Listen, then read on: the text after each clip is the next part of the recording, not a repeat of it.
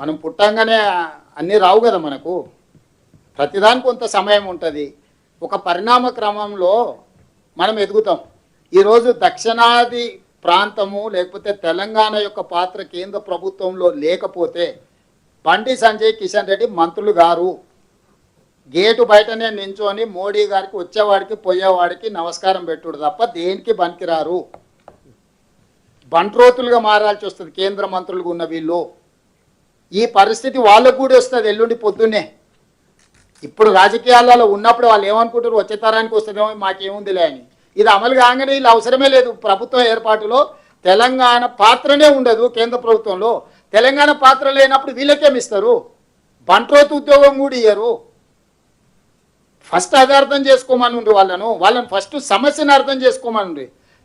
సమస్యను అర్థం చేసుకున్నాక ఎవరి మీద ఆరోపణలు చేయాలా, ఎవరిని నిలదీయాలనేది మళ్ళీ చర్చ చేద్దాం.